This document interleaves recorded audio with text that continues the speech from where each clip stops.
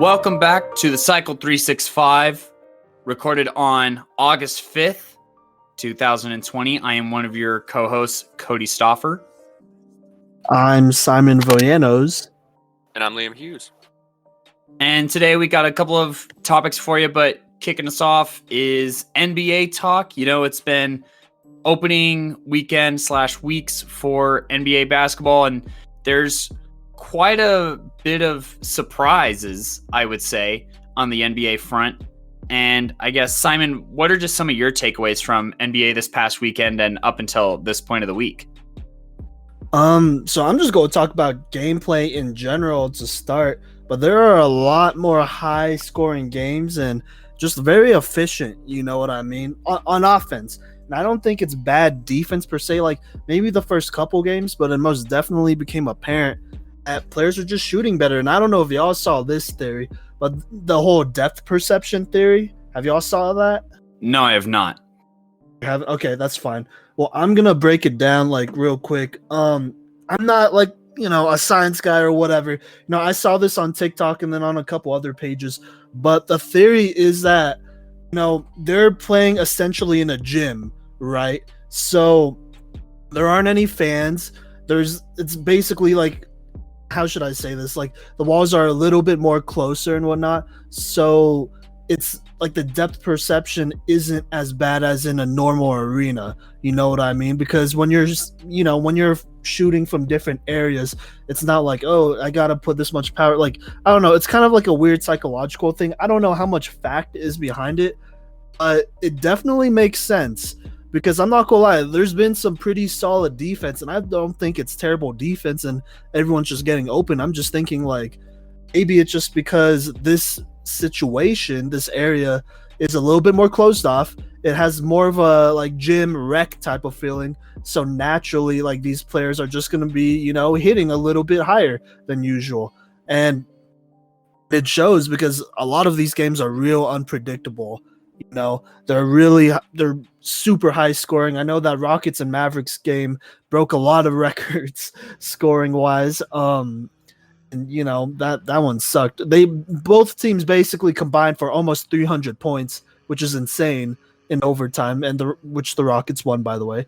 So there's that. But yeah, I think it's real entertaining. There's just a lot of offense, and I'm not gonna lie, I think because of like the higher clip of shooting, just how should I say this? Just how much more efficient it all is. Like we're just gonna get higher scoring games and more unpredictable outcomes. Like there are a few teams that are performing up to the level they were before the break. You know what I mean? Does that make sense?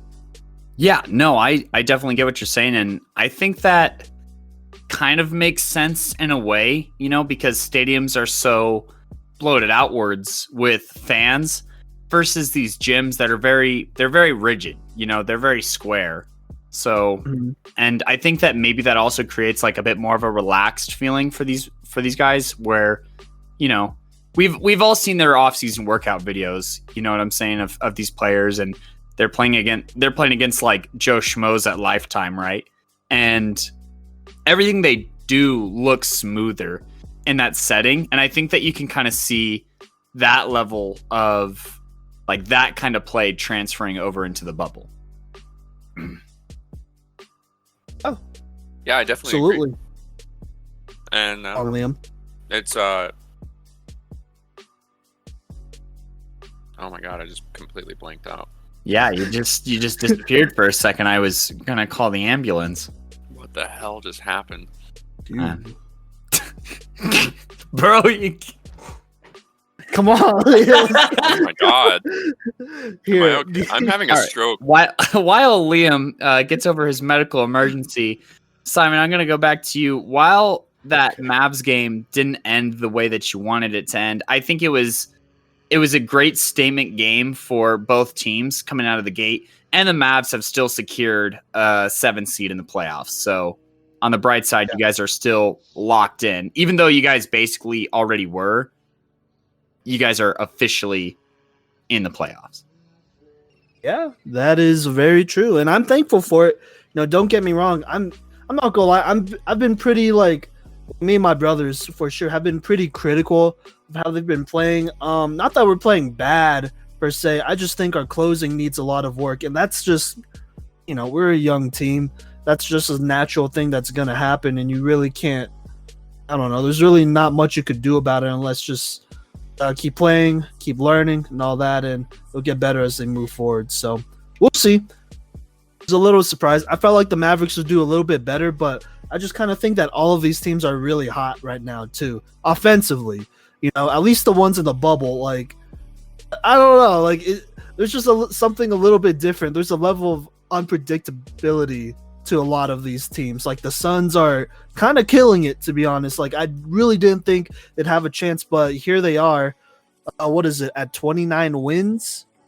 Yeah, they're right in the thick of it, and they're 3-0 in the bubble right now. Yeah. So 29 wins, tied with the Spurs, Pelicans, and then they're right on the heels of the Trailblazers.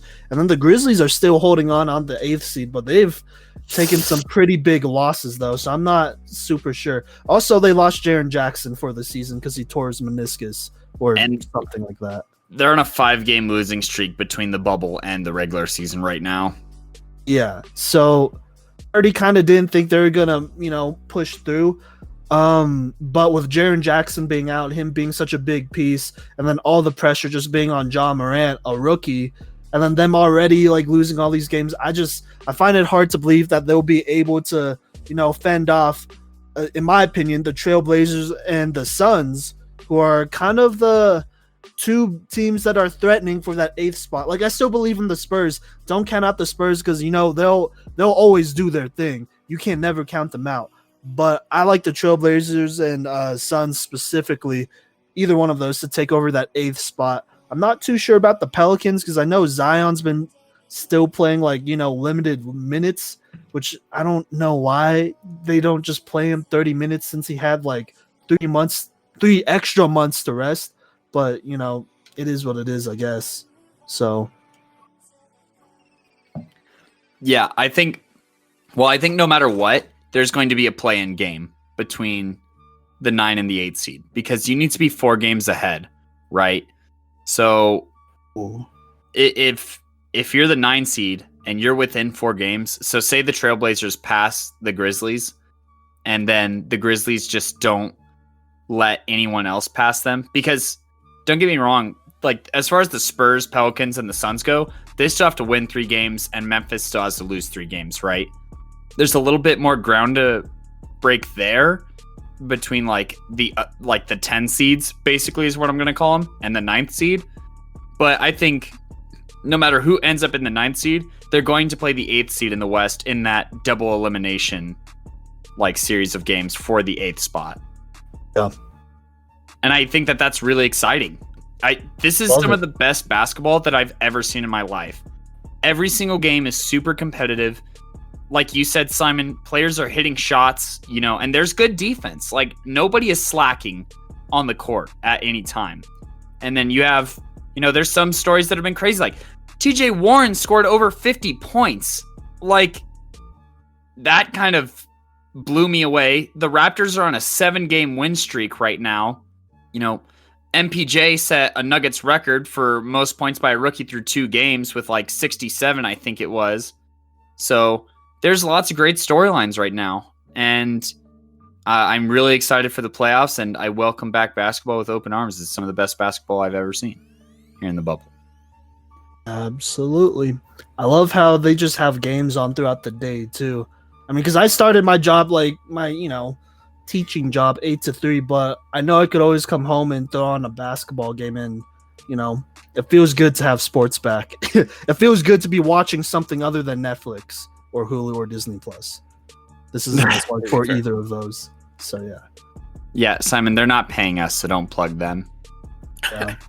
I'm saying it's good to not watch one of those, so there you go. Don't sue us either, though, but go on. Liam, hold on. Liam, did you have some opinions on this, by the way? Yeah, question for you guys. Did you expect the Lakers and the Bucks to be number 1 in both conferences? Yes. Right. Do you mean heading in? Do you mean heading into the bubble, or? Because I think if we go back to And the at the start of the preseason, season. I think if we went back to the preseason, like the NBA preview, I don't think I had the Lakers at number 1 out of spite, because I'm a Nuggets and Thunders fan. So Thunder fan. So out of spite in the NBA preview, I don't think I did. Simon might have had the Lakers at number 1 in the preview, though. We'd have to go back and double check that, though. Oh yeah, I'm pretty sure I did. I at least said that they're gonna win the finals, and I still believe that. Especially here, let's talk about that first game. Okay, it wasn't the first game, but the first game for the Lakers and Clippers game, because that one was pretty impressive. I don't know, like I kind of want to get y'all's opinion on this real quick, at least on the podcast. But I felt like it was a pretty balanced out game for the Lakers. Granted, the Clippers were losing Lou Will and Montrezl Harrell, but that's what happens when you break a bunch of rules, and the Clippers are low-key still suffering from it because, Devin Booker just hit a game winner over Paul George and Kawhi Leonard, just like how LeBron shut down Paul George and Kawhi Leonard in the last minute or in the last seconds of that game. So I was pretty impressed by the Lakers, but at this point with the Clippers, just real quick, I'm just going to throw this out there. I'm more concerned than I was before the start because they've been taking some pretty big L's and just not closing. Like, this is a team that shouldn't struggle with closing. The Mavericks is a team that should struggle with closing, to be honest. But this is a team with 1 billion veterans, with all the role players in the world, and I don't know what's their excuse because of Lou Will and Montrezl Harrell. Like, I don't know. Like, you got a Finals MVP, and you got somebody who's kind of okay in Paul George. Like, I just think the excuses are out now. It's time to get good. Yeah, for sure. I mean, as we all know, closing games is one of the hardest things to do in sports. Probably the curse that happens to every competitive, competent team. You know what I mean? Just always Absolutely. find a way to throw a game in the last 3 minutes. And I understand that, but you got Kawhi Leonard, who's the best defender in the league, in my opinion. He was a Finals MVP, all of that. I don't know. Like, where's he at? Where's he at on defense, to be honest, or offense, for that matter? Well, all right. I want to counter you just a little bit. So the Clippers are 1-2. And those 2 losses are against the Lakers and a surging Suns team. A surging Suns team, right? They took care of the Pelicans, no big deal. The Lakers, so far up to this point in the recording, are 2-2 out of the break. So they've lost just as many games, and they just lost to the Thunder by almost 20 points. Now, I love the Thunder, okay? I love the Thunder. But we shouldn't be beating the Lakers by 19 points. The Lakers shot 13% from 3 today. LeBron James was 0 for 5. Oh. So you could make the same, washed king argument just from that game. They lost to the Raptors by 15. If it's time to panic on the Clippers, then it's time to panic on the Lakers. I feel like there's... the Lakers are also finding, everyone is still finding their footing too, right? So I wouldn't be worried or jump ship on the Clippers quite yet at this point. Oh, but here's the thing though, because the Lakers already secured their spot. It doesn't matter if they play well or not.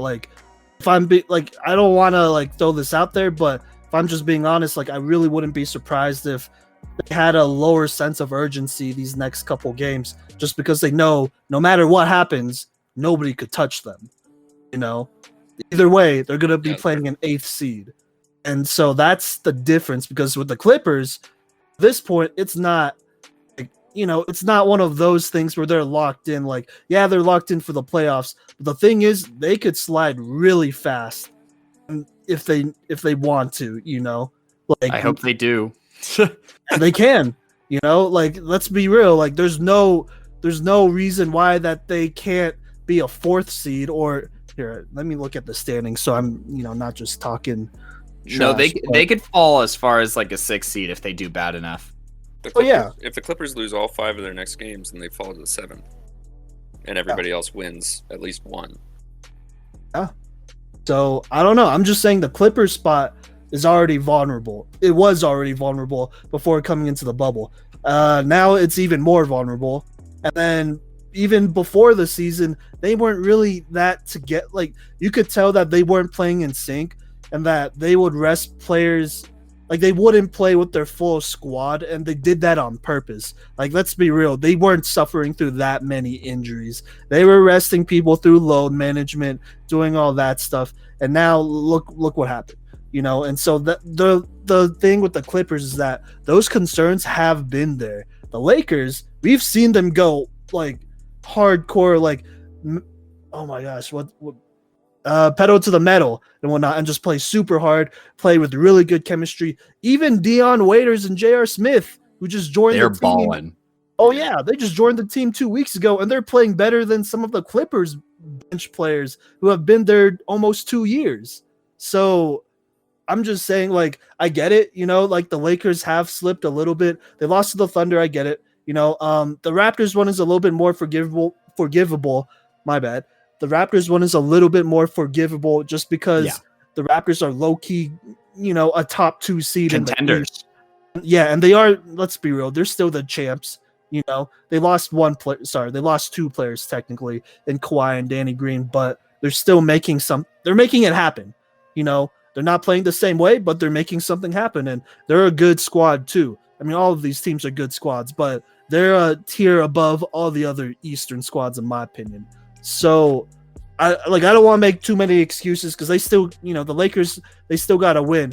But I think at this point, for the Lakers and Clippers, they're both in 2 different boats. The Clippers, they're still fighting to see where they're going to end up in the playoffs. The Lakers are kind of just, they're chilling, and they're giving, Dion Waiters, all the role players, like those minutes to make sure all the rust, all those stupid mental mistakes, because J.R. Smith, he's good for at least one mental mistake in a really crucial situation. They're making sure they get all of that out now so that doesn't happen in the playoffs. That makes sense to me. Well, we'll certainly see.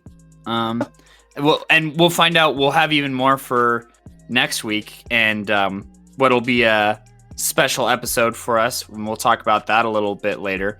But there's still a lot that can happen. There's a huge game. The second to last game of the season for the Nuggets and the Clippers is Nuggets versus Clippers, which is obviously huge with the Nuggets being right behind the Clippers in seeding. So, oh yeah, when is that this week or next week? That's next Wednesday at 7.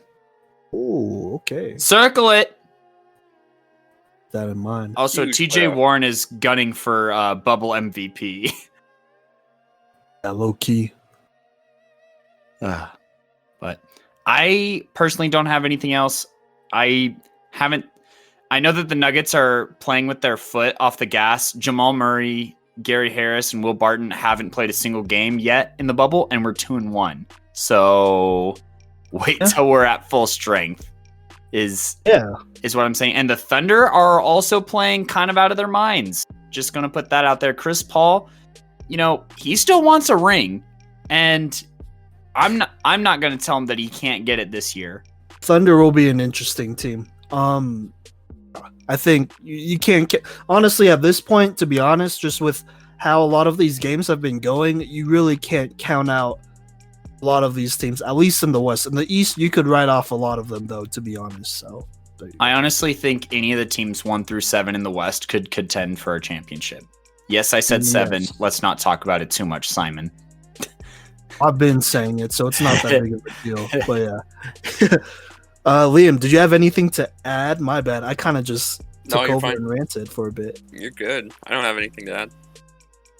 Except for the Jazz. The Jazz can't contend for a championship. Oh, I almost forgot. No. They're clowns. Oh, yeah. I would just be honest. Like, I'm just going to throw this out there before we move on. No matter how good they do, I'm just going to be real, man. There's going to be that little thought deep down in every Utah Jazz player that's like, do we really want to? Okay, not do we really want to win this game, but do we really have it takes to win this game? Like, do I really trust Rudy Gobert like that? And yes, it is Rudy Gobert because he's the one who screwed up their flow everyone's flow for that matter. So I just no. I'd to be honest, I'd rather trust an 8th seed like a Suns or Trailblazers than them. So Yeah. that's still 8 teams though. Yep. I think that does it for this segment. Simon, what do we got up next? All right, so coming up next, we got the return of the XFL. I told y'all. Well, I don't know if I told y'all on the podcast, but I told y'all coming up next.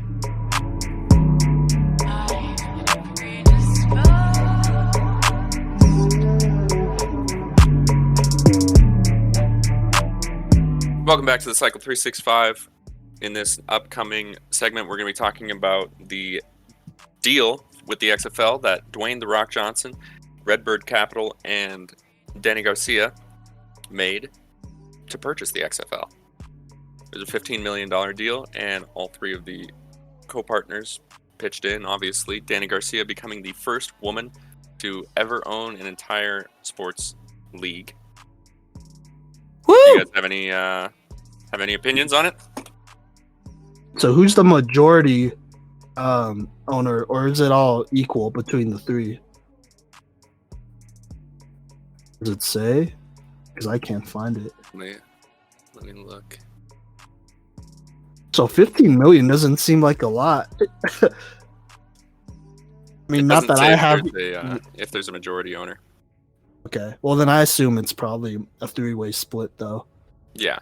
15 million really isn't a lot though. That's the crazy part. No, that's kind of chump change for almost everybody involved. It's true. Yeah. Do you mind if I go on with my reaction then? Go ahead. Yeah, go ahead. Okay.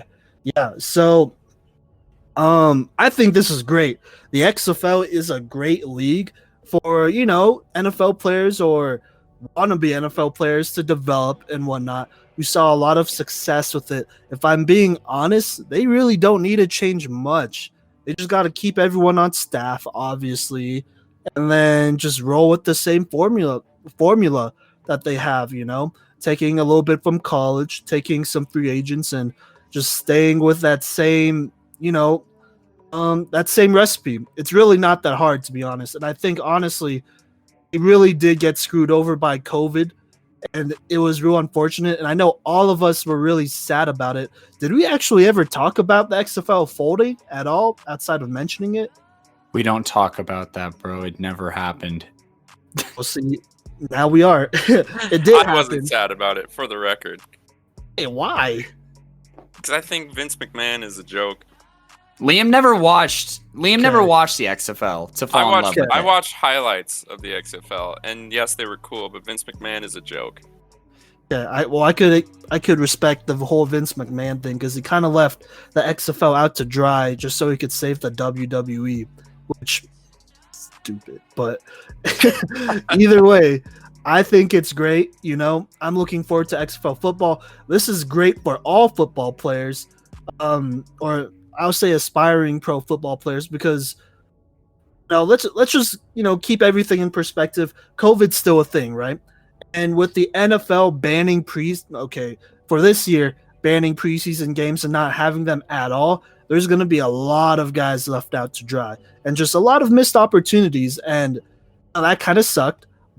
They have the XFL, which honestly is probably better in a preseason opportunity, like 4 games, because in the XFL you get paid, your salary, and then you get to play a full season, and it's pretty close to the real thing as you could get. I would say experience wise, like they always did pretty good with fans. Like it was a very consistent presence, obviously, until COVID hit. So yeah, I'm feeling pretty good about it. I think this is a win for all athletes, for fans, and I'm looking forward to it. The only question I really have is if they're gonna keep the same teams or switch the teams around, because I don't know. The more I think about it, the less it made sense to have XFL teams in major cities that already had NFL teams. Like they could probably profit off of a dinky small town that really wants a pro team but can't support a Colorado pro Springs. team. Exactly. I don't know if I'd support that, but we'll see. So there you go. For sure. And a big thing that the deal is, which we mentioned Danny Garcia becoming the first woman to own an entire sports league, but also Dwayne the Rock Johnson becoming the first, and I believe Danny Garcia becoming the first minorities to own an entire sports league. Oh, At least within the United States. Hopefully that means that the XFL as a whole is more progressive than some of the other sports leagues that we have. For sure. that'd be pretty lit. NFL. Did I say that? NFL. Anyways, And while- I think I'd you meant also like to MLB say- and NHL too, but go on. yeah, very true. true. But I didn't say anything once again. Don't Everyone quote- but the NBA. Go on. WNBA, sorry. Facts. Big shout out to WNBA. But anyways, you were saying They're Liam. killing it. Sorry.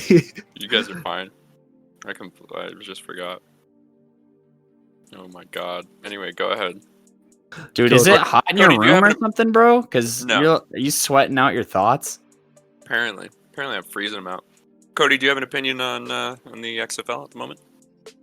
I'm really excited. I was pretty sad about the XFL because I thought that it would be a really good developmental league, and we saw guys using it as an alternative for college, which, you know, logistically speaking, is a good idea for a lot of these kids who, you know, say like the St. Louis Battlehawks come back, right?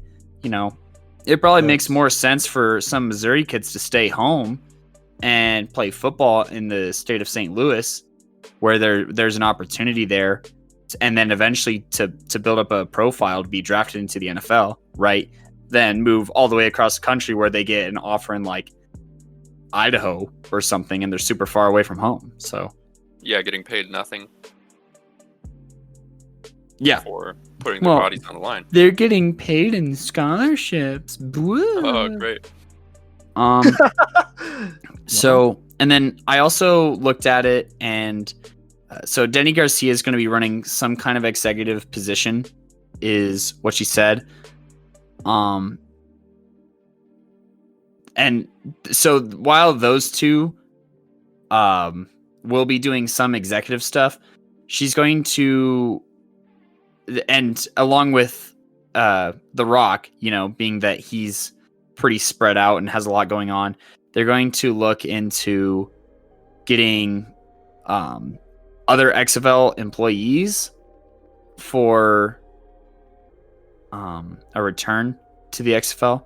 Other than Oliver Luck, he won't be returning probably because he's in the middle of a lawsuit against Vince McMahon.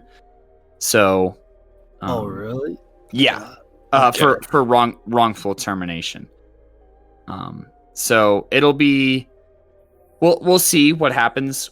They don't really know who's going to run the league yet. So that isn't exactly the shares of the league, but it is something. And then another thing is that they said that they're going to try and keep the league kind of the same for the most part, as far as like the image that it was creating, you know. So we'll probably see a lot of the same rules, a lot of the same gameplay. And they're also talking 2021. They're thinking about making a bubble. And something that I found kind of interesting from this ESPN article is that the XFL had a plan for the bubble just in case they needed to cut costs. So in that case, they'd be banking majority wise on broadcast deals would probably be the plan. But I think that they probably need to wait it out and see what sports is going to look like. Because if NFL gets pushed back to the spring and college gets pushed back to the spring, I don't really think the XFL can compete with that, if I'm being completely honest. For sure. Yeah, absolutely. See, that's interesting because it already sounds like the XFL has a better game plan than the NFL, and they've had like 6 months to prepare for this. Oh, The XFL has been out of business. So I don't know. Okay. So the XFL's, goal is to never really compete with the NFL like that. Low key this year, I could honestly see the NFL starting, or a couple games, and then it gets really bad, or something happens that forces it to shut down potentially for the season, and they just don't, the players and the league don't come to an agreement. And then the XFL comes up with their plan with the bubble, and then they end up running the spring instead of the NFL or the NBA. I'm not completely sure what the NBA is going to do after this season exactly, but we'll see. So yeah, and that's kind of a long shot, but it's most definitely a possibility that should be kept an eye on. Just kind of like I'd say along the same lines of when, like I said, I don't think I said it on the podcast, but I've said it to somebody before. When I said, the XFL might come back, they're just waiting to be sold, but don't keep your hopes up. I think those are kind of the same possibility rates, whatever, percentages of that happening, but it's not something to disregard just yet, I would say. I think that it'll be very interesting. I think that they do have an uphill battle between COVID and between the league folding again. That makes it, I feel like that's going to be really hard to sell broadcast deals to people for like a long-term kind of thing, which most broadcast deals are multiple years, right? And to get the money that the XFL would need to sustain itself, I feel like it's going to be an uphill battle. There's going to be some players that are playing for way less than they're worth probably, and it's going to be a tight squeeze. And I forget who said it, but as far as why the XFL was only worth 15 million is because it was the deal was brokered by a firm that helps sell assets that have like huge bankrupt problems for very cheap so that they can get the money sooner without the interest, if that makes sense. Basically a debt reallocation kind of strategy is why The Rock and Danny Garcia have possession of the XFL.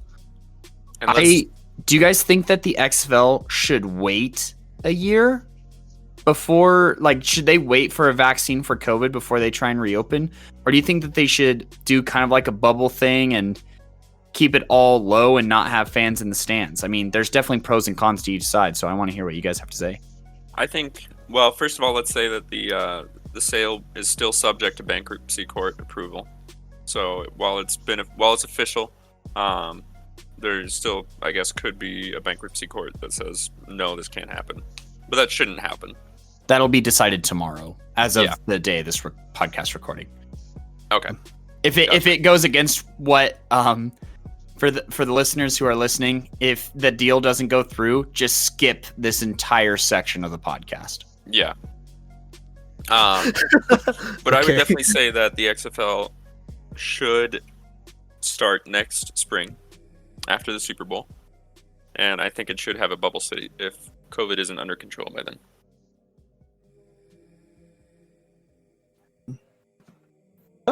Personally, kind of like the idea of a bubble. I honestly, with sports, I think that low-key might be the only good option when it comes to this, because baseball is basically falling apart.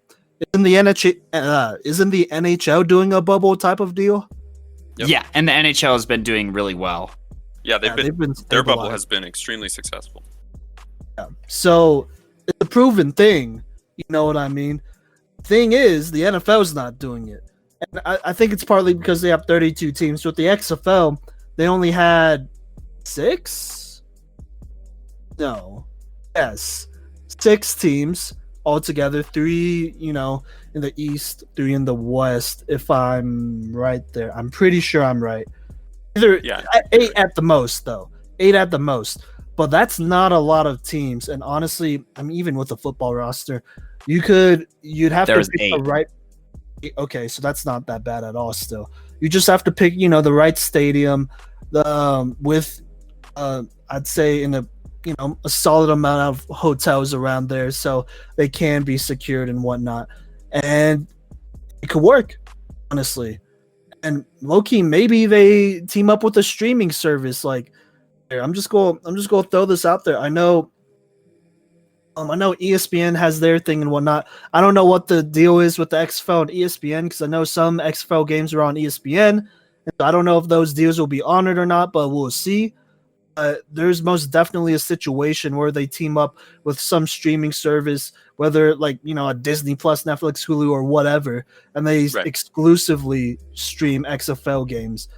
Kind of like what the NBA is doing low key with their thing, just low key, but still the NBA it's a different monster as well. But it could be done, and I don't think it would be as hard for the XFL to do it compared to the NFL.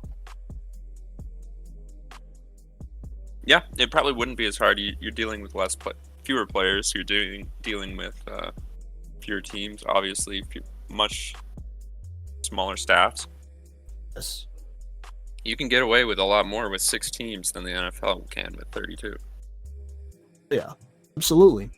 So I'm excited about it. I mean, they can wait a year if they want to be safe, and that is a pretty safe thing to do because I know there are some vaccines in the making. I'm not sure how viable they are right now, obviously, because I'm not a doctor or an expert Sure. in those labs, but you could wait, just see what happens. Wait until the sports cycle goes back to normal. If I don't know, I think low-key, if they were to start a bubble, this could be a huge boost to the XFL, both popularity-wise and financially, rather than playing it safe. But it's a gamble as well, just keep that in mind. Yeah, of course. Yeah. But I think it's a gamble that's worth it, especially coming into the spring. They're going to need to start building some capital. They're going to need to start building the name. I mean, True. Again, obviously, everybody who's invested has money, has determined that they have money to continue investing, but you gotta strike while the iron is hot, and especially if the NFL kind of fails a little bit, then it could be a big thing. absolutely. Might have to play it by ear. I mean, they shouldn't have to be making big decisions like this just yet. I'll just say right now, if they wait until October and see what the NFL's issue is, then they could start making decisions then. But right now, I'm just happy for it to be back. Yeah, and they should be happy that it's back because this is a great investment. Yeah, I'm happy that it's back. I'm happy that it got bought. I hope that they break from Vince McMahon. I hope that they don't continue that legacy. But that's just my personal issue with it. And I think it's really cool that we have them around as, kind of like an arena football team. Like a semi-pro. Obviously they're pros, but I mean, it's true. Probably better than the Arena Football League since it just went out of business too. Yeah. Cody, do you have anything to add? Can you smell what the XFL is cooking? You guys see that video resurface? No. The Rock has actually said that. He said it for the first XFL. So hopefully you get that for XFL 3.0. I'm excited for it. I just hope that they play it safe and that they play it slow. I'd rather them wait till 2022 to get it going and get a return on their investment. So it's a smart investment rather than rush it in 2021, personally. Fair enough. But and there's plenty of other things that they'll be competing with, which we'll be talking about here next. Coming up, Colorado High School sports, big news. Stay tuned.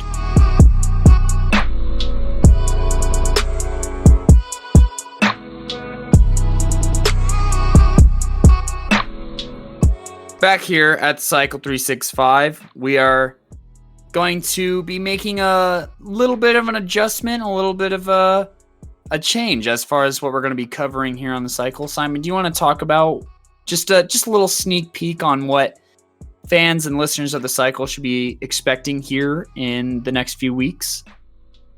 Yeah, so these next couple weeks will be our transition period, and we're not quitting and whatnot. We're just, how should I say this? We're refocusing. So what we really want to do, I'm just going to give y'all, a personal look into my life, really. But I'm starting as a teacher, Cody's a high school coach. He's over at his college right now. He's a GA over at Trinity International and whatnot. And honestly, we all just want to do something that kind of aligns more with our careers and that has more of a purpose. Because so far, we've just covered a lot of sports, and it's been great. You know, last week we passed 50 episodes and whatnot, and we went into a whole ton of things in this whole year. And in these past 50 episodes, anything ranging from sports to politics to movements to a little bit of pop media as well. And now we just want to refocus. We really want to work on just having a good focus. And so these next couple weeks, I'm not going to announce the name, am I? No. Okay. So the name is, we're going to change our name. We're going to change the logo. Okay. That's to be announced probably next week on the last episode of the Cycle 365 officially. So there's that. And then we're going to focus much more on next generation of athletes. So we've covered pro athletes. They've had their time. They're good enough to go pro. They're good enough to be number one overall, to be stars, to be future Hall of Famers, all of that stuff. Moving forward, we want to talk about the guys who are up next. The next LeBrons, the next Joe Burrows, the next Tua Tagovailoas, the next, Canelo Alvarez, and all that stuff. And so we're really going to be focusing on these three sports, or four sports, technically, specifically, basketball, football, boxing, and MMA. And I believe it's college, high school / youth sports, whatever. And I think we're going to cover some developmental leagues like the G League and XFL as well. The point is we want to cover the next group of athletes, and that's what we want to do. And we're going to be doing breakdowns. We're going to be doing reactions to shows, reality shows that cover some of these developmental leagues. That includes JUCOs as well. So Last Chance U, QB1 is another one that we hope to do as well. And whatever other documentaries are out there. So yeah, so that's just our refocus. And so next week will be the last episode of the miniseries. Also, check out the last episode if you haven't yet with Maddie Spillman. And then we're going to have our last official episode of the Cycle 365 before taking a break, changing our name, changing the logo. And yeah, is there anything else I'm missing or? Nope. I definitely think you had it on the head, hit the nail on the head. And Sweet. I'm really excited to shift our focus and excited to, hear what you guys think. And if there's anything that you think we should cover on a bit more of the amateurish level. And, if there's, and we're always we're still looking for stories too. I think that part of our transition was just how much we enjoyed the mini series, with our respective episodes and sometimes conjoined episodes, that I think that also had something to do with it, if I'm not mistaken, right, Simon? Yes, it did. It most definitely did have to do with that for sure. We're also looking to bring on more guests. So for me personally, PE teachers, coaches, obviously that we all know, just not just me as well. And yeah, just as many people as we can to get that perspective of what this next generation of athletes are going through. And let's not get it twisted. Cody and I, we're both pretty sure we're both still part of Gen Z. We're just the top part, right? We're going to be the next coaches and whatnot. And so what we're looking for, or I guess what we really want to do is, help out the next group of athletes, because we've been there and it's been less than a couple years, to be honest, since we've been there. So yeah, that's where I'm coming from, at least. Yep. And I'm really excited for the change, and I think you guys should be excited too. It'll be lit. And Liam will obviously still be with us. I just realized I didn't mention Liam at all throughout that whole spiel, but he will be with us. We'll put him through okay. We don't really have to put him through much of a ringer. He still knows his amount of football and could do some really good scouting as well and whatnot. So yeah, but I'm excited to learn more about MMA and boxing, which are they're sports that I've always loved, but I've never gotten too deep into. So it'll be cool. Sure. It's fun, especially the younger levels, like the Ryan Garcias and whatnot. Mm-hmm. Do y'all know who he is yet? I got no idea. Really? But I'm looking to find out. He's kind of a big deal. A little bit, yeah. He's Dang, that boy is only 21, 22. So he's one of the younger ones. He's kind of a TikToker, but not really. It's a complicated thing. Too. What? Nothing. Anyways, Well, he's good, but we're going to be covering up and comers like that. And just also to throw this out there, to our communities here in Colorado, that includes Colorado Springs, Denver, Northern Colorado, Greeley, Fort Collins. If you got a kid, let's say high school, we'll cap it right there. If you got a high schooler who's real talented and whatnot, send us his or her film and we'll do a breakdown. Hopefully we could get the kid on too, so it's not just us criticizing them and they can't, defend themselves. But send us that film. We'll take a look at it. We'll do some on-air coaching. So yeah.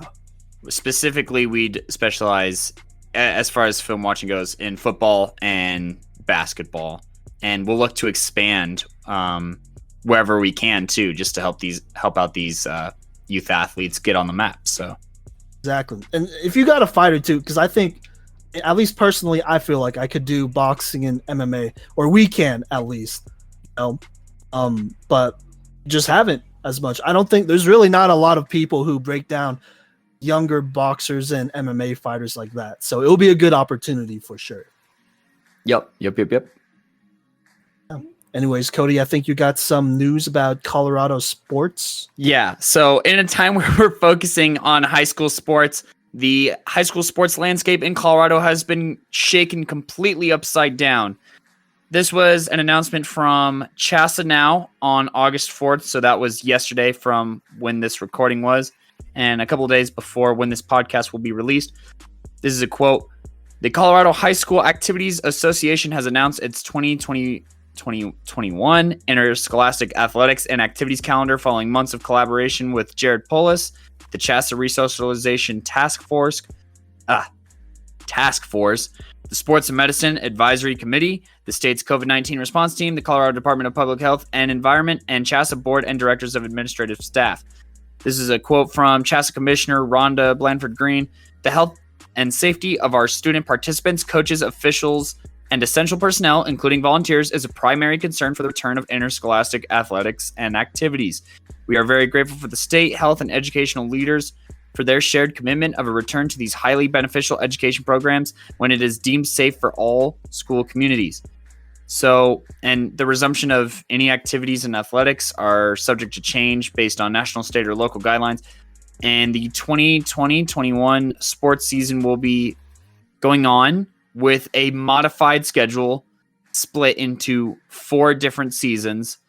So the dates and plans are still trying to be figured out, but we have season A is the fall 2020 sports season that's going to go as originally scheduled, with boys golf beginning on August 3rd, softball, boys tennis, and cross country in season A.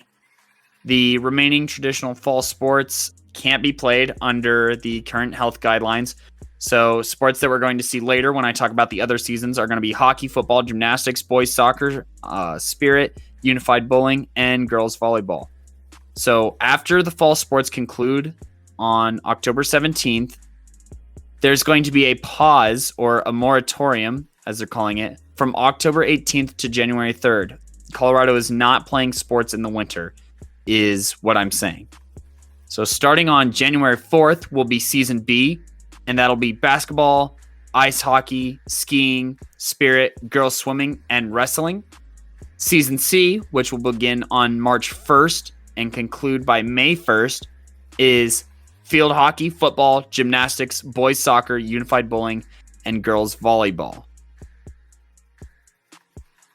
And then it'll conclude with season D. That'll be baseball, girls golf, boys and girls lacrosse, girls soccer, girls tennis, boys swimming, track and field, and boys volleyball. And that'll start on April 26th and conclude on June 26th, which is not too far off from the original schedule for a handful of these sports. Initial thoughts? Did you mention where wrestling was in all of that? That's season B. So that's where basketball is, like January 4th to right before the beginning of March. Yeah. Okay. Um, Sorry, I kind of cut you off there. Do you mind if I go first? Either of you? I don't mind. Go for it. So it's not canceled. So that's the thing we should all be thankful for because most definitely could have been / maybe should have been, but I'm not gonna go there. So that's good. The thing is, here I'm not okay. Keep this in mind. The viewers know this, but I feel like I still gotta say it just in case it gets taken out of context. I don't have a child or anything like that. That's a high schooler, right? And neither do my co-host, at least that we know of. So there's that. The thing is, for some parents, and I'm not gonna drop any names. Just at the school I'm working with, there are just some parents concerned about kids that are multi-sport athletes. So say there's there's a kid that does wrestling, football, and baseball. Is what they were saying is that when I talked to them, at least, was that some of these seasons overlap. But I mean, that's really only if you go to the championship and whatnot. So what I heard was that if they went to finals for wrestling, then they would miss like, oh my god, okay, it's kind of a lot, but they would miss almost the first 3 games or 2 games of football because I do believe you need 9 practices and pads to be able to play in a game. Isn't that right, Cody? Something like that. Something like you do need, and you need to work through the steps. So you need to go shells, then you need to go pads without full contact, like with pads and like dummies. Then you have to go full pads. Yeah, absolutely. So it's keeping all of that in mind, And then if football goes the stretch, then it would most definitely cut into a little bit of baseball. The thing is, and it had to happen because they couldn't have just seamlessly fit these, all these seasons together into one semester without there being some overlap. So it makes sense to me, but there are most definitely some kids who would be caught into some tougher situations for sure, at least in Colorado. You know what I'm saying? And let's be real. We should still be thankful that there's a season and whatnot. But there are most definitely situations that might affect some of these teams because there are most definitely coaches who aren't as understanding as they should be. And they'll be like, well, why'd you pick wrestling over football? Or why'd you pick baseball over football? I don't know why I'm just calling out football coaches, but I think you could get what I'm putting down here. So there you go. Yeah. And so that's my only concern, that some coaches may not be as flexible, even with COVID going along, and they might expect, honestly, some players to make that hard commitment. They never really had to before. So it'll be interesting to see how that goes, because there might be some teams that won't have all the starters they want, at least, or the first couple games of the season. Yeah, I hear you. And there's definitely, it's not perfect, but no. You guys know my opinion. I think as an American population, we kind of did this to ourselves. Liam, what are some of your thoughts on this renovated season, and do you think that we'll be able to see it through? Well, I'd like to echo that sentiment that we did this entirely to ourselves. But I do think that it'll be good that it's going to be in seasons like this, that or at least it seems good on paper that there will be seasons like this. But ultimately, I'm of the mind that there probably shouldn't be a competitive season this year. Just personally. That's fair. Here, this is just my mindset with it, but right. Sacrifices are going to have to be made. So if the nation or whatever closes down, it could still happen. Let's be real. Like, these are plans for the next season, but there's still a pretty significant looming threat that it gets canceled altogether, and it just doesn't happen. Of course. But, yeah. And so I'm under the impression that we close down everything now, and we're all disciplined, and we do our job. Social distance. Don't be an idiot and meet with other people and keep spreading this thing. We could, sooner stomp this thing out. But it's gonna take time, and like y'all said, we did do this to ourselves. So we need to, we need to hold not just ourselves but each other accountable for this type of thing. So let's just throw that out there. But I am under the impression that if we do make the sacrifices now, it's going to help us later. These are, I'm just going to be honest, 2 to 3 month at the minimum type of sacrifices that we would have to make for things to truly go back to normal, even with a vaccine. Yeah, of course. And I think it's probably for the best that there wasn't a decision made yet to completely shut everything down. So going to this half season, or you know what I mean, this like half compromise between shutting everything down and just keeping everything as normal as always. That's a good step in the right direction. And then if things keep continuing to get worse, especially as schools open up and as kids become, in face-to-face contact with each other, if things continue to get worse, then we can shut it down, or we can at least say, okay, well, this first season is canceled, and we'll step back in the second season of sports for the school year, and we'll reevaluate and we'll see, can these sports have a season? You know what I mean? And I think it's good that there will be kind of a halftime-esque thing in the winter where there will be no sports going on at all. I think that's smart. So I think it's a good deal altogether. We'll see if it ends up being the right thing. You know what I mean? Oh. But it looks promising at the very least. Yeah, for sure. And I agree. The reevaluation period, after this first season will be important because, this is just what I see or how I view it. But I feel like a lot of the sports going on this first season are sports where not a lot of contact is required. I'm pretty sure most of these are individual sports. So really, there's no low-key, you could probably do some of these things on your own and then just compare times later. At least, okay, well, not all of them, but for cross-country, for sure. That's what I'm thinking. So these are the sports that for sure could be done without a whole ton of restrictions, right? Or at least, how should I say, major situation altering decisions. So we'll just have to see. Also, I keep saying, oh my gosh. So just to throw this out there, this does apply to middle school sports. So it's not just high school, it's middle school as well, because the middle schools have been waiting just to see what CHASA will do because they take after CHASA and whatnot. So they are under the same restrictions as well.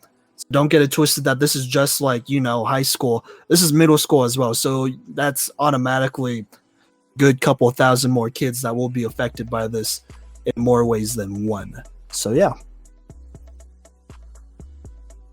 Yeah, and just to give it a little bit of insight, given my position, I do know that if schools end up going fully online across the state, the chance for sports happening is very close to zero, because it's that idea where, if you can't go into a school, into a classroom, where you're playing your sport for and be safe, then how are you going to be safe going to a competitive event, at least for these team sports, right? So yeah. Keep close tabs on schools potentially going online and that having an effect. Another logistic thing that I know is that football is going from a 10-game season to a 7-game season, and they've limited the number of teams that can make the playoffs. At least in 4A, there's only 8 teams going to the playoffs. 8 total? 8 total going to the playoffs. In 4A, in the entire 4A division of Colorado. Yes. There's only 8. Wow. Yeah. That's okay. I didn't know about that. That's a really big deal because, okay, I really shouldn't have to say it. It's a big deal because that's way less than it usually is, I feel, isn't it? Absolutely. Usually it's they've been playing with different playoff formats, but the lowest it's ever been was 16. But usually it's 32 and, kind of conference titles kind of level of competition. So it's a huge deal. It's a huge deal. Okay. Well, see, that makes the stakes even higher then. Yeah, you basically have to win every game. And they don't know if they're going to use RPI yet. So from our school's perspective, right, we have to make tough decisions on whether we play crosstown rivals or if we chase after bigger schools bigger like playoff 4A schools or even potentially 5A schools to strengthen our schedule. And we're going to have to figure out how to kind of juggle that and get ready to that. And we're not allowed to practice in pads until February 22nd. So we're going to have 1 week. We're going to have 1 week of practice in pads and then the season. Then we have a game, basically. Oh my God. So it's going to be quick. And just from a like physical body standpoint, that's a little alarming, you know. Contact takes something to get used to, and we still have to, you know, we still go through the steps as far as going with shells or helmets only, then shells, then thumps with the pads, and then early whistle, you know. But it's still different getting hit by, you know, coaches or players on your own team during practice versus a game. Like, we're not even going to have an inter-squad scrimmage. Or, I mean, we're going to have an inter-squad scrimmage, but we're not going to have a scrimmage against another team. Okay. And, yeah, go ahead. Sorry. Go ahead. Okay. RPI, is it right? Yeah. Okay. I'm going to probably bring this up a million times. I hate how Colorado has done their playoffs just in general. You know, I've always thought it was stupid how, you know, you go strength of schedule because at least from what I know in Texas, it's just straight division. So the teams, the cities around you, those are the guys you got to beat to make into the playoffs. And usually those are the guys you face in the first round to continue in the playoffs. Here, it's like, I don't know, a team could be undefeated or have more wins than another team, but they'll still be lower. And I don't know. I just hate that. I think it's dumb. You know, and I get it, you know, like it kind of levels the playing field, but I don't know. Just like I said, I'll bring this up over and over again, as much as I need to or as much as I can, because I don't want to screw over my teams. But I've just been real critical of how they've done it and I hope they don't do that or for this season, because that makes it much more complicated, you know, because that could mean that there could potentially be some undefeated teams that don't play. How should I say this? They don't play competition that's deemed as high level by CHASA as they could be, and they don't make the playoffs. And I don't like that because there's only 8 teams, and yeah, I don't know. I just don't think that's fair. I'm gonna keep being critical of that. You know, the way they get teams into the playoffs and rank them and seed them and whatever. You know what I'm saying? So yeah, I'm just going to throw that out there. You're saying that as a Steelers fan who's still upset about having to play the Broncos at home in 2011, right? Right. Yeah. Well, even though you have like an 11-5 record to our 8-8. Yeah, but that's a little bit different too, because at least, to be honest, that the NFL's way of doing it makes more sense to me than how Colorado does it, because it kind of just feels like it has more of a college type of vibe to it, like, you know, how teams select. Sorry, not how teams. How the playoff committee selects teams to make it into the playoffs, and they'll be like, "Oh, well, this team played in this team played in the Big Ten, so that means they're not as good as these 5 SEC teams or whatever." You know, and I don't like that. You know, like if you're undefeated, you should be in there.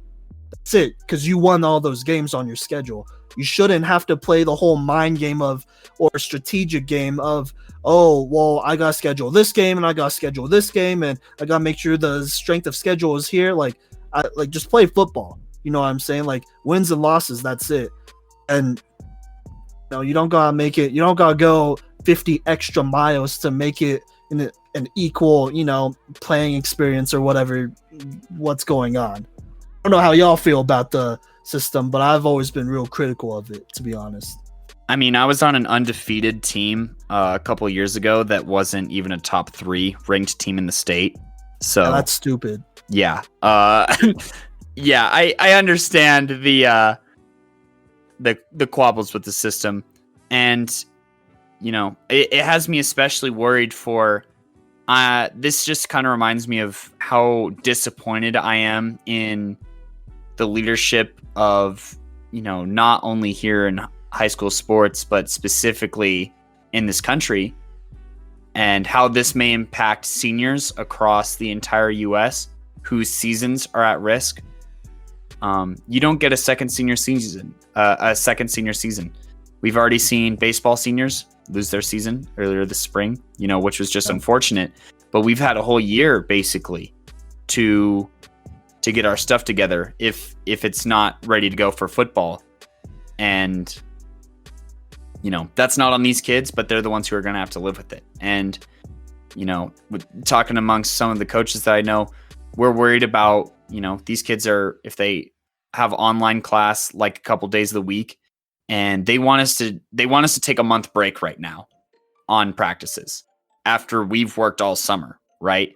And we're worried about kids sitting on their butt and getting depressed, like it's hard being stuck inside.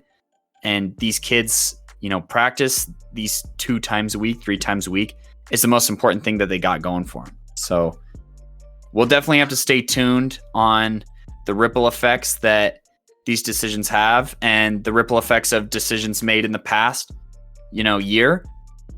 And I'm hoping that all of it goes well. I can tell you right now that the kids at my high school, they've been working their tails off. They've gotten a lot better.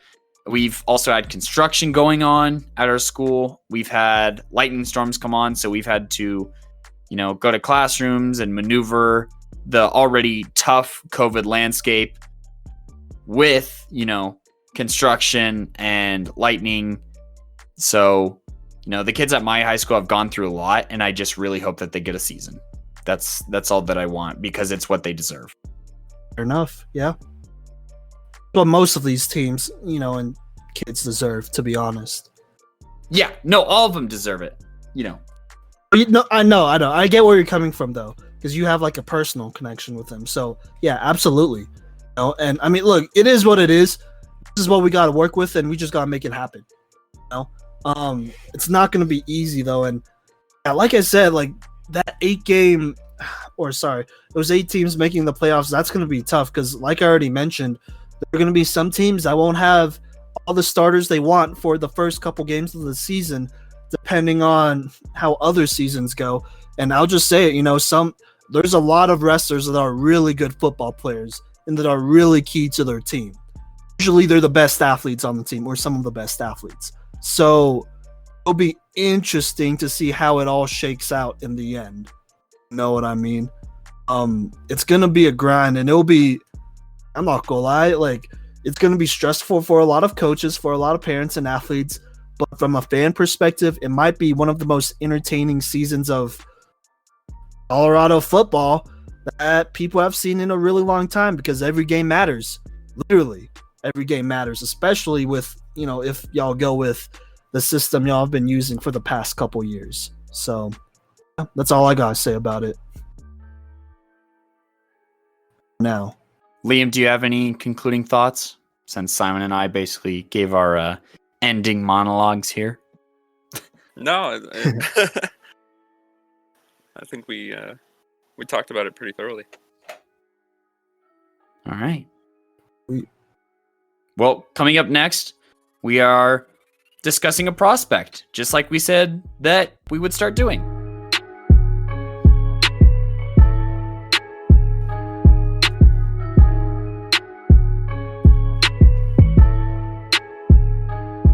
What's good, y'all? Welcome back to the 44th episode of the Cycle 365. We are recording on August 5th, 2020.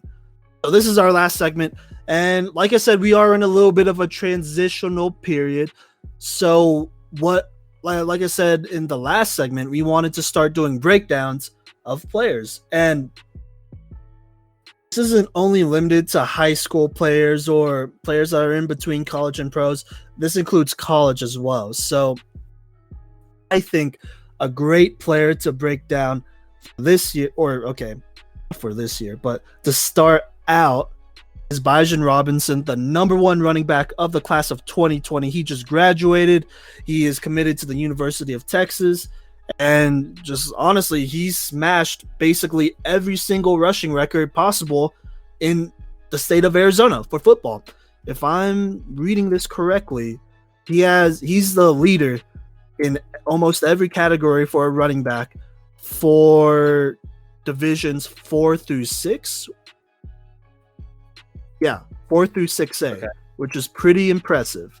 So before we go into all that stats and whatnot, we all watched film on him. We watched it together, actually.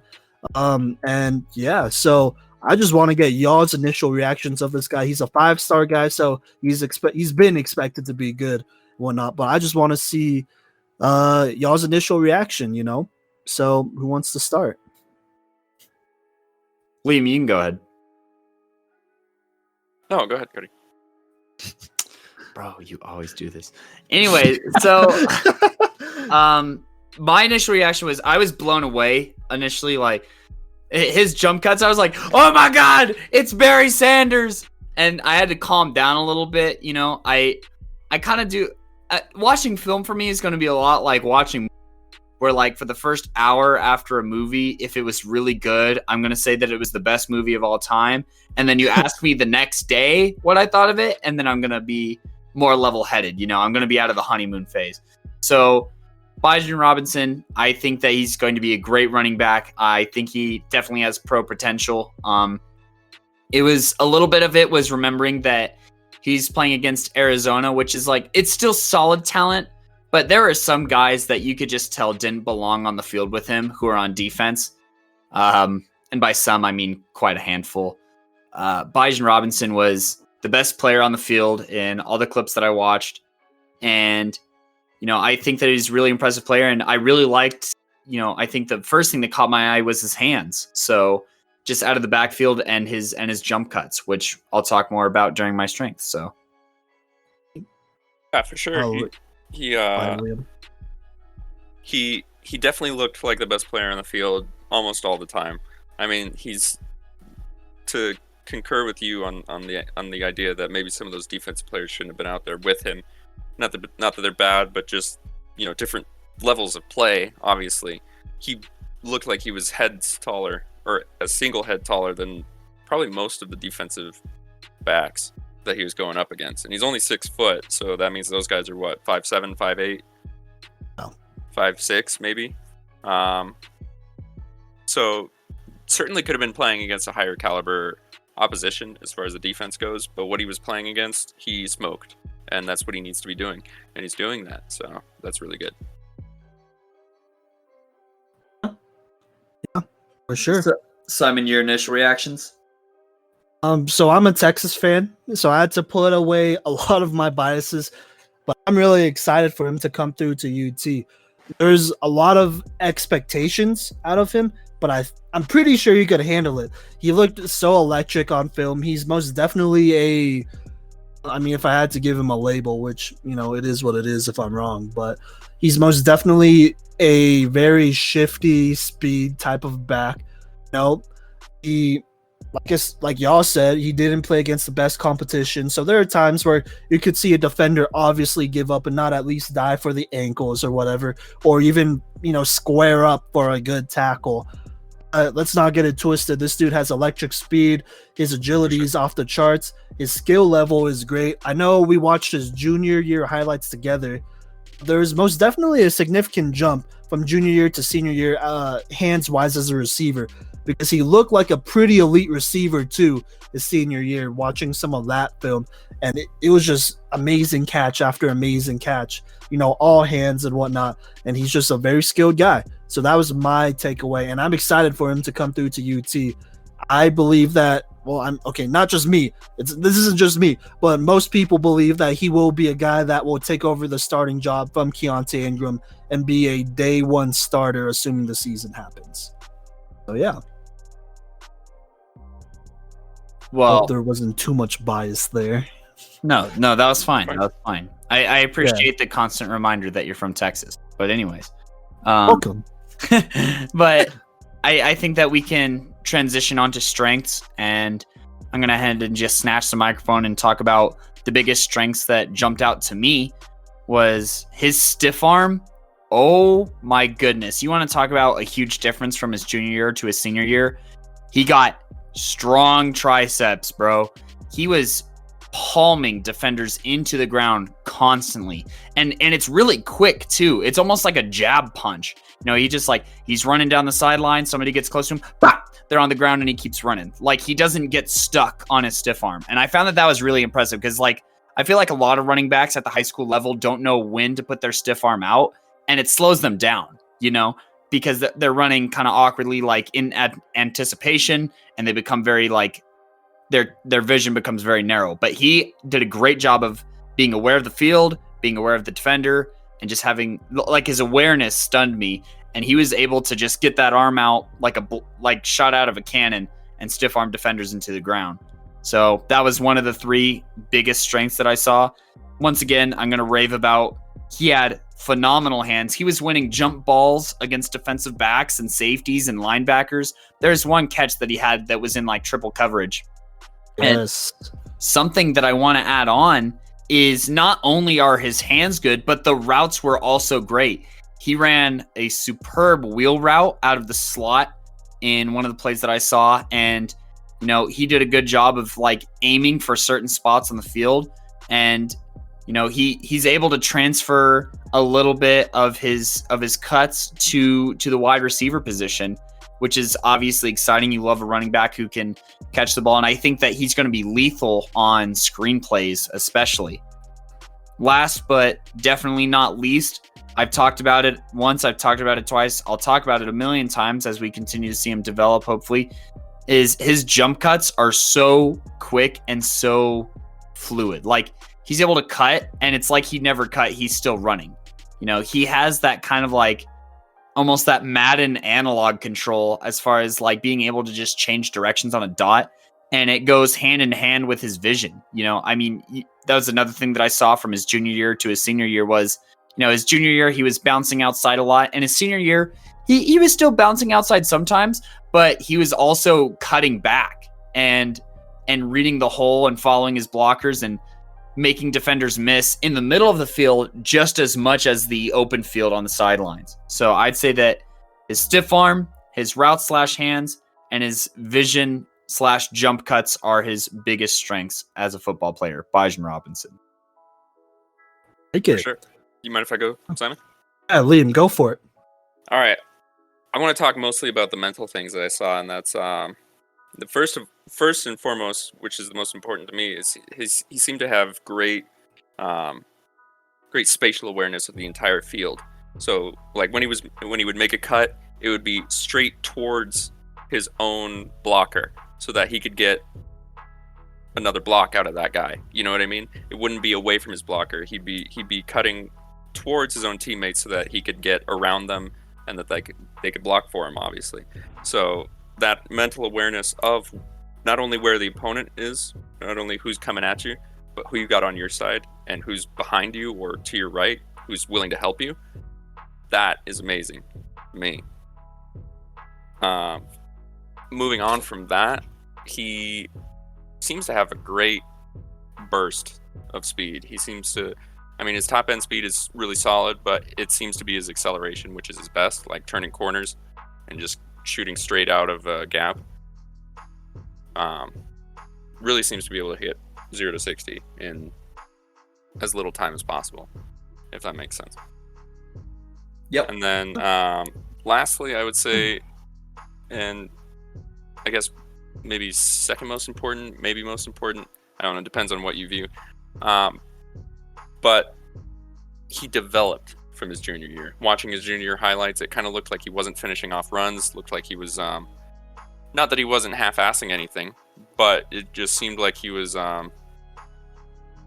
maybe taking certain runs not as super serious as he could have. And then fast forward to the senior year highlights, he's finishing runs, He's not slowing down. He's not letting up at the end of a run, even if there's nobody behind him for a mile. And he's just putting what seems like 110% into everything. And maybe that's an idea of he's still open to being coached. He knows probably that he's not a finished product, but it was good to see. Oh, sure, for sure. All right.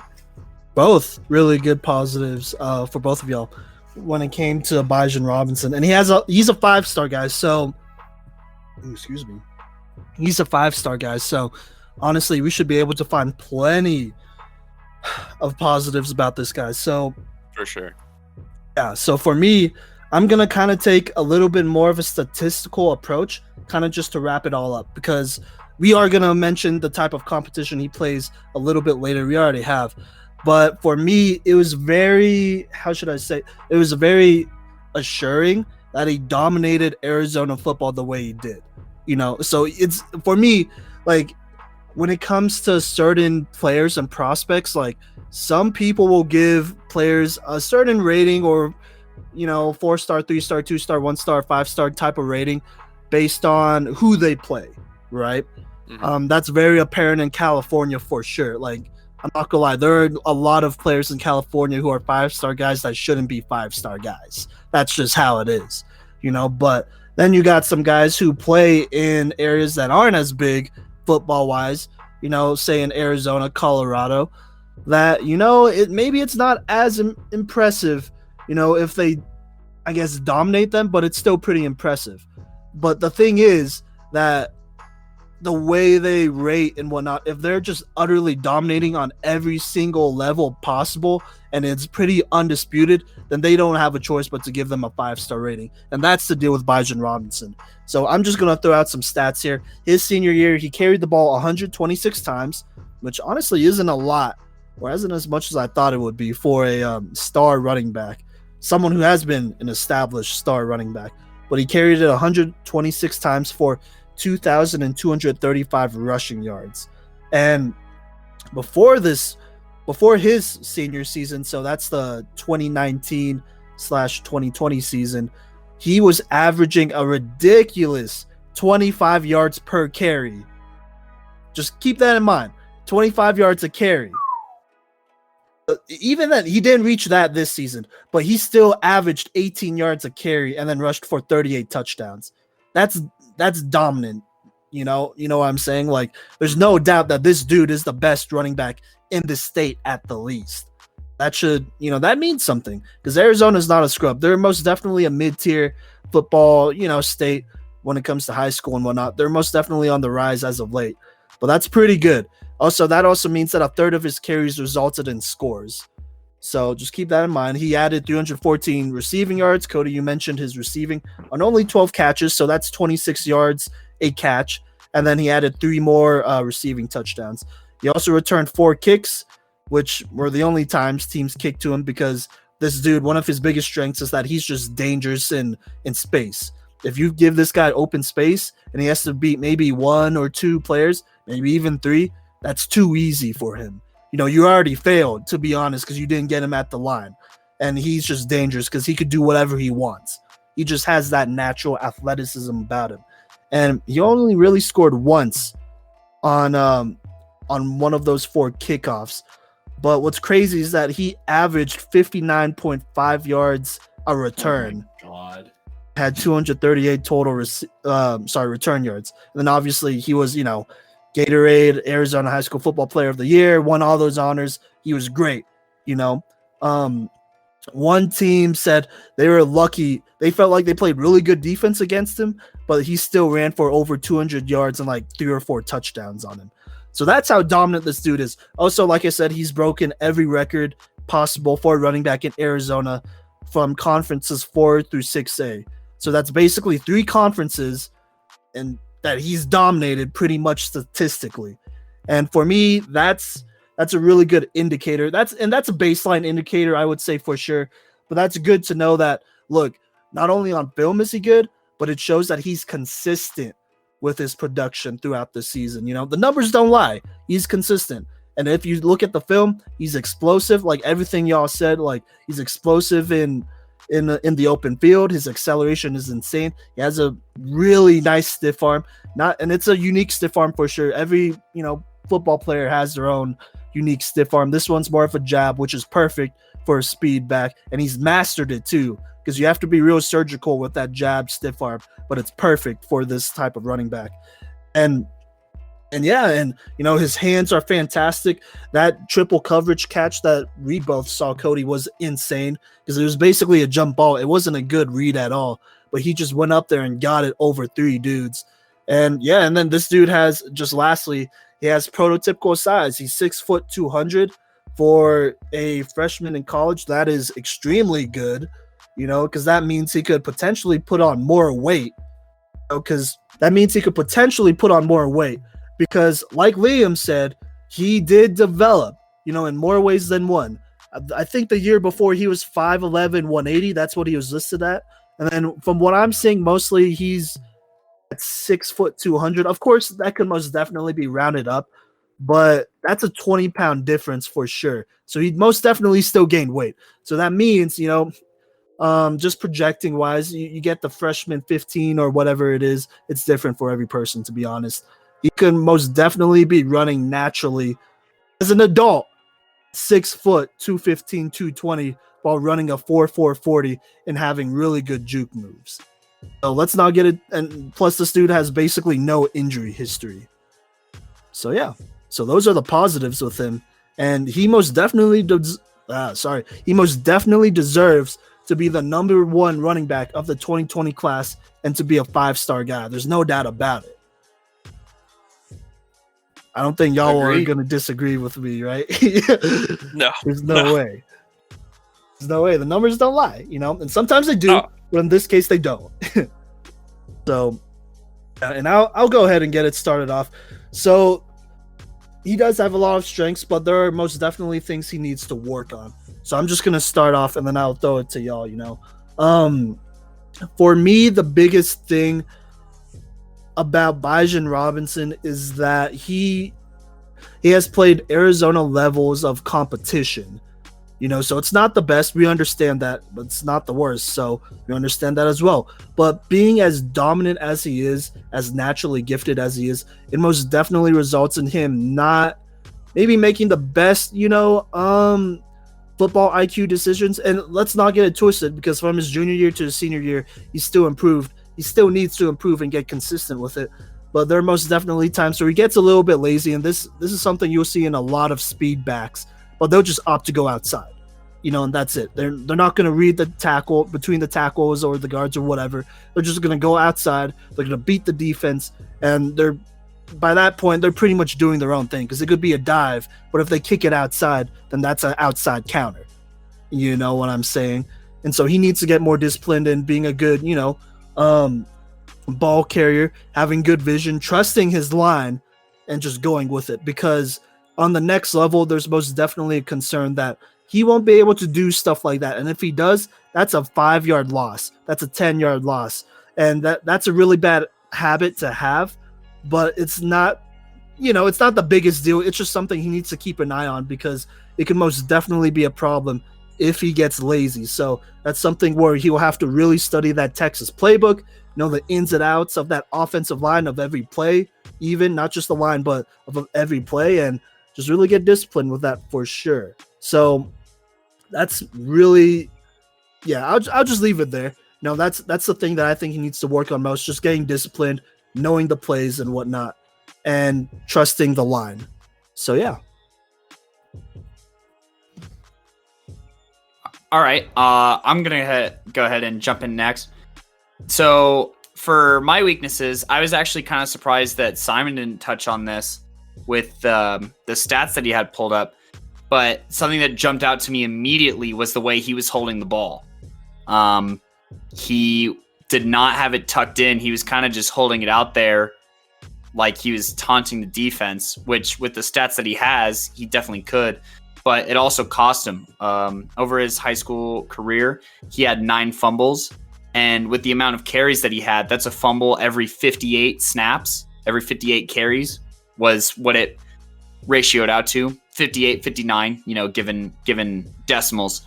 But An NFL running back fumbles about once every 100 snaps.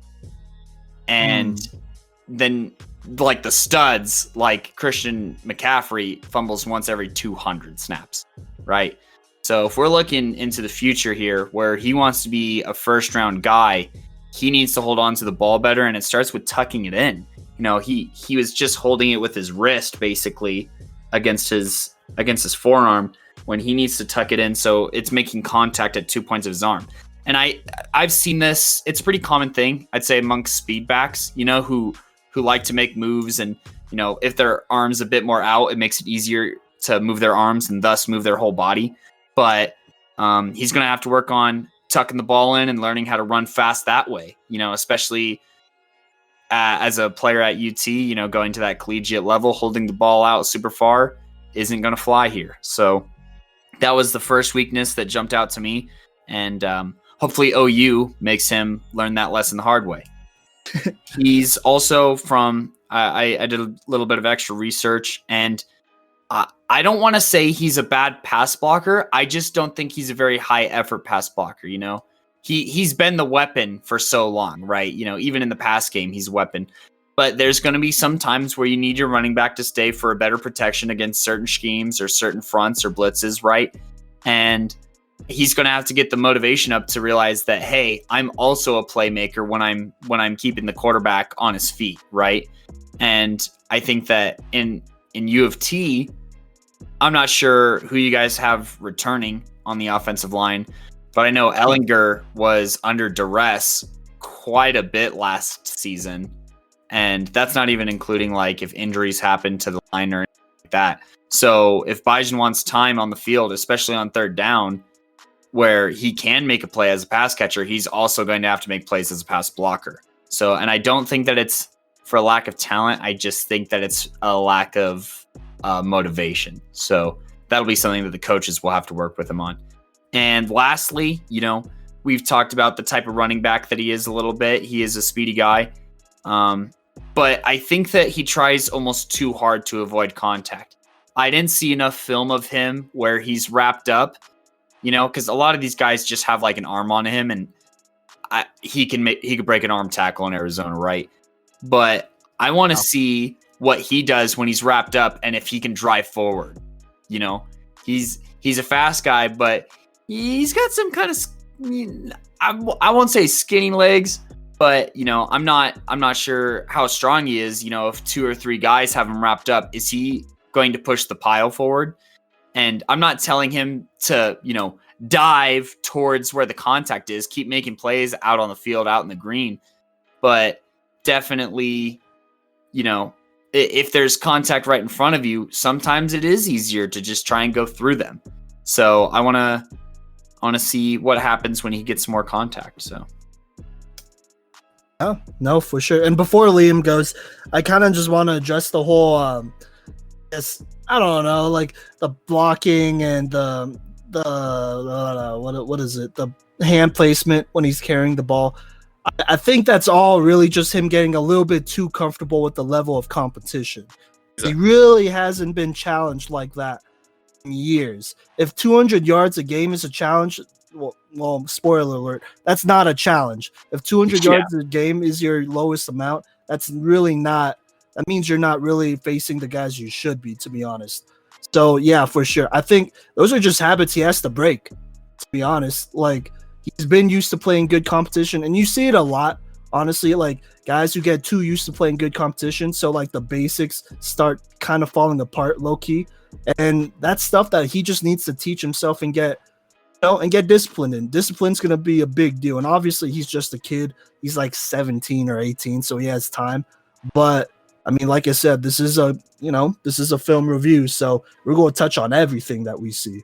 So discipline most definitely is going to be a big deal for some of these high-level prospects, most definitely Bijan Robinson. So he's low-key a little bit of his own worst enemy here. So, yeah.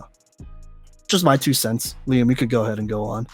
Yeah, for sure. I have to really echo Cody because it seemed like every play he was not tucking the ball. He switched which hands the ball was in really fluidly and really well, which was awesome to see. I don't think anybody mention that for strengths, but he actually has that down pat.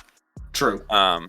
But he definitely has kind of that LaShawn McCoy thing where you just you keep the ball and you like bring it way up above your head when you're making when you're getting away from somebody, and I mean, if somebody's good, they'll just punch the ball right out of your hands. And I mean, there are a few times where I saw him. Not a lot. It probably wasn't more than once or twice, but he definitely held the ball only with his hand, just palming the ball at one point, which obviously is not great technique. So that would definitely be a weakness in my mind.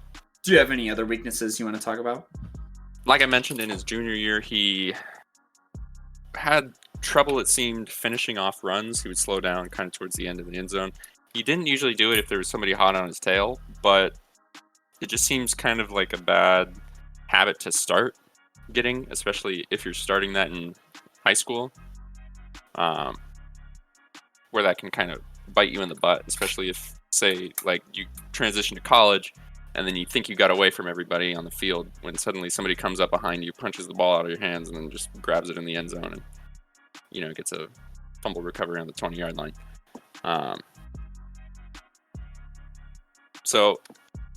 But he definitely seemed to have fixed that going into senior year, going into those senior year highlights. There were still one or two times where he let up a little bit, but it didn't seem to be a big problem. So, all right. Word. So what basically, I'm just going to summarize this real quick then. So basically, in the offseason, we would like to see is that gets more discipline. Is that right? Mm-hmm. That sound about right? Yes. Okay. So he gets more disciplined in all areas. So whether it's ball carrying, finishing off runs, what is it? Not being lazy and cutting to the outside, like really working to get better and to adjust to this next level, and not just put in the work, but be proactive, right? To anticipate some of these things. That's a whole nother level of working hard, in my opinion. So that's what we want to see. Because I feel like it's pretty much guaranteed that he will get snaps of some sort his freshman year, but he shouldn't be how should we say? He shouldn't be super, satisfied with that. If they ease him in, I'll understand that more. But just with oh my God, with where the state of the University of Texas is right now, people want to win now. People want to win now, whether it's COVID or not. They want to win now. This is Sam Ehlinger's last year. This is probably the best quarterback we've had since, prime Colt McCoy before he got his head smashed in. But anyways, he needs to put in that work, and he needs to get disciplined. You know what I'm saying? No more, big star running back type of thing. How he should approach this is that he's back at day one, at square one, especially with COVID. So he needs to put in double the work now more than ever if he wants to get to the next level where he wants to be, where we want to see him, to be honest, which is the NFL ultimately. So yeah, that's pretty much what I'm getting from the feedback that we've put out. Is that about right? Yeah, I would also prescribe squats. I want what? Said that too. Yeah, I think that he just does a bunch of lower body work, and he aims for like Saquon legs, and I think he just lifts in general. And if he puts on another like 10 pounds, I'd like to see that personally. I think that's something that's achievable, especially if football is pushing to the spring. I think that he can reach 210, 215. So, for sure. Yeah, it's doable. Sure, it's most definitely doable. That's kind of what I included. I mean, I didn't say it, so I'm glad you brought it up. But yeah, like with working hard, you're going to naturally gain muscle. And for most football players coming out of high school, there's a natural progression that they should follow for every position. And I think this is, with where he's at right now, this is a good spot. Honestly, if he maintains 200 as a playing weight, so if he gets a little bit more than 200 and then goes down as the season goes on, that'll be great, to be honest. For a freshman, for an 18-year-old kid, 19-year-old kid, that's pretty good, and I could live with that as a coach. So yeah. All right. So with that being said, do we want to get into our okay. I don't want to say pro comparisons, but do we want to get into his comparisons? So ceiling and floors. Yeah, sure. Yeah. Sweet. I think I'm actually the only one with a floor. So if y'all two want to go first, go for it. And then why, obviously. So yeah. For Liam, you got it. So as far as ceilings go, well, should I make a pro comparison? You could do whatever, yeah. Okay. As far as ceilings go, I think that we could definitely see Bijan Robinson progressing into sort of like an Alvin Kamara type of back. Deadly in the catching role as far as a running back. Great burst speed, really just shoots out of the line, and especially once he gets to the edge, just can make a lot of plays happen. But maybe not like the highest top end speed, if that makes sense. Sure. But yeah, so still, like an agility guy. Yeah, an agility guy, but he's gonna make everybody miss, but he's no Tariq Cohen as far as speed. Yeah. But that doesn't mean he can't be amazing. Doesn't mean he can't be one of the best. So I think he's got a great ceiling. That is a pretty good ceiling, and that's a good comparison as well. I could see that for sure. Maybe a little bit bigger as well, but Yeah. we'll see. You have a floor at all? If you don't, it's okay. Come back to me. I'll hear your okay. guys's, and then I'll try and make something. Yeah, for sure. All right, Cody, you want to go next? Yeah. So I don't have a floor, but the pro comparison, or the comparison I'm going with, is a pro running back from a few years ago. I mean, they're still in the league, but I'm choosing the version of a few years ago of Le'Veon Bell. So first off, just from a physical standpoint, they have a lot of similarities. Le'Veon Bell coming out of the combine was 6'1", 230 pounds. I think that that's something that is definitely achievable for Robinson here in the next few years. And Bell ran a 4.6 40 at his combine, and Robinson's current recorded 40 is a 4.77. So I think so he's pretty quick, and I think that he can shave down that time to be in the 4.6 range, honestly, with a couple of years with some high-level coaching and, just from some experience at the collegiate level. And, Le'Veon Bell, a couple of years ago on the Steelers, he was a do-it-all guy, He would line up, sometimes split out and catch passes and run after the catch. He was one of the leading running backs as far as catching the ball goes. That goes for out of the backfield too. And I think that their jump cuts are really similar, honestly, with how they get their whole body into it and they don't stop moving.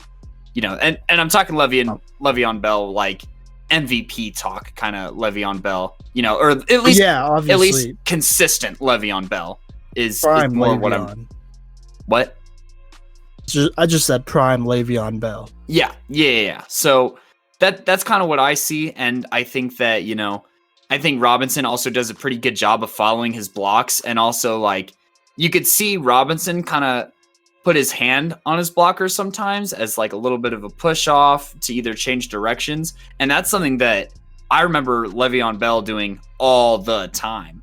So that's definitely where I saw the similarities was, the vision and the jump cuts, and then, the being able to run good routes and catch. And Le'Veon Bell is also probably one of the better stiff armors of the past 10 years as far as more of a finesse back goes. Yeah, absolutely. I like both of y'all's comparisons from a skill standpoint. From a skill standpoint, honestly, it's pretty spot on, I would say. He's someone who most definitely has the potential to be a dual threat type of running back. Yeah, but okay. So I am going to go with more of a college comparison for now, just because it's a little bit easier for me. His ceiling is like prime Reggie Bush. I see a lot of the same things that he does, same body type, same, honestly, yes, kind of, how should I say this, like playing type as well, just real shifty and whatnot. Top end speed, maybe not the best, but most definitely good enough. And 4.77 might be a little, like, I don't know how accurate it is. I mean, even if it was shorter, I wouldn't know how accurate it is. But it could most definitely be, shaved and whatnot as time goes on. Because honestly, 40s is all about technique, if we're being honest. So there's that as well. But yeah, I see a lot of Reggie Bush. I think could have a very dominant career all 3 years or how many years he stays at UT if he puts in the work and whatnot. So I see a lot of prime Reggie Bush college wise. And I'm going to stick with, and I'm going to be the first one to have his ceiling or his bottom level, I guess, for this breakdown. And I'm going to stick with college. So his floor is that senior year version of Bryce Love out of Stanford, because they still have the same body type. They still have a lot of the same skills and whatnot. But the senior year level of Bryce Love was not. It showed where his cap was, for sure, because he didn't, I feel like he really didn't progress as well as he could have. Like, he could have done way more film work. He could have gotten much bigger, but injuries caught up, bad habits caught up, and, it resulted in him honestly not getting drafted as high as he could have. But still, like, a lot of people talk about how, like, oh, well, he just didn't leave at the right time and whatnot. But honestly, if you're not dominant in your senior season, then that kind of says a lot about how dominant you would have been your rookie season. Because you're still as talented, Maybe you're out of, character or out of rhythm. There's that. But I really did feel like with Bryce Love, he just kind of fell apart. And he wasn't as explosive and as good. And as teams play you more often, they will figure out your tendencies and they'll make you frustrated. And that's what happened with Bryce Love. So if you don't work as hard to be as disciplined, to do all these things and whatnot, and to get rid of those tendencies as much as possible, I see a lot of Bryce Love in, Bijan Robinson's future at the very least. And don't get it wrong, Bryce Love still had, 1 or 2 really good years. At the end of the day, because of the things that happened, that didn't reach his full potential, in my opinion. So yeah, so those are the 2 comparisons for me. Reggie Bush, I'm Reggie Bush out of USC, and then senior year Bryce Love out of Stanford. So yeah. Okay, fair enough. I really like that ceiling, and I really like that floor, because it shows that even if he doesn't progress, he's still going to be a good player at the collegiate level. But then that Absolutely. leaves the question mark at transferring to the pro level. So right. And I would actually make maybe a similar comparison or a similar recognition as far as he's probably going to have a really solid collegiate career just with his skill set already, right? But transitioning to pro level, I would say maybe his floor is like, I know I've already said this once today, but maybe like a slower LaShawn McCoy. Especially if he doesn't fix up some of the discipline issues with carrying the ball and how he carries it. We could definitely see, which maybe isn't even a bad thing. There's plenty of running backs in the world who wish they could be a slower LaShawn McCoy and have, maybe 7,000 rushing yards as opposed to 11,000 rushing yards in their career. So I definitely can see him being, even if he reaches that floor alone, could easily be a starter, especially in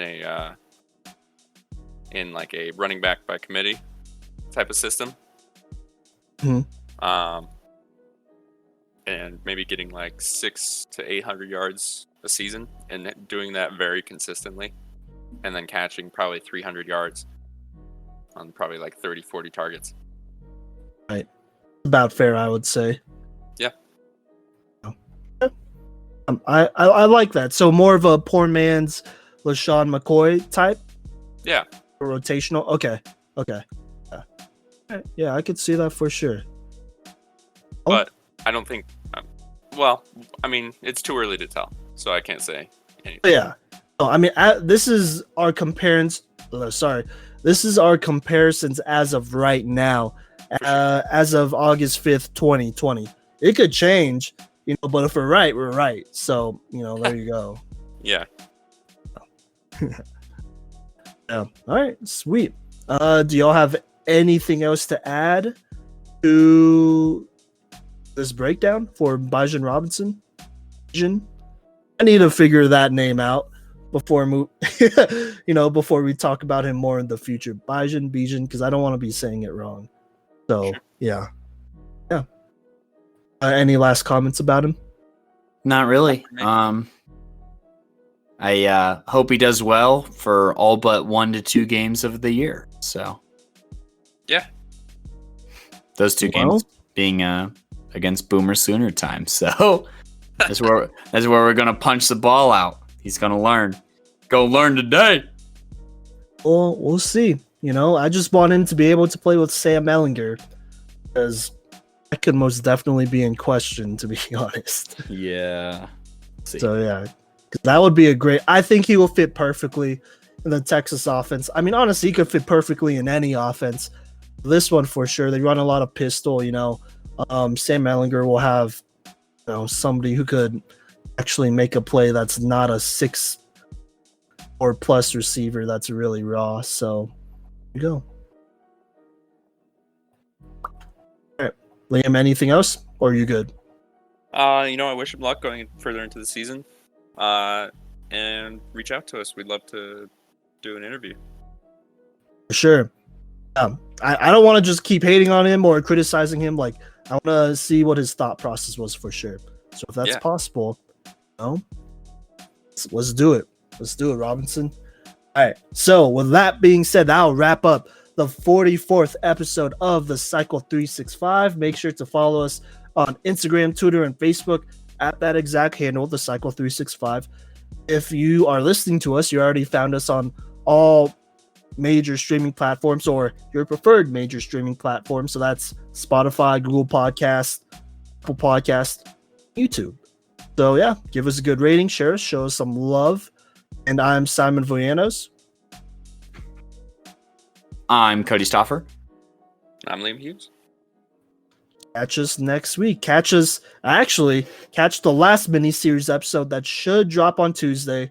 Where me and the boys, maybe, I don't know. It doesn't just have to be the boys, but me and the squad are going to wrap up the mini-series for this summer. So yeah, peace.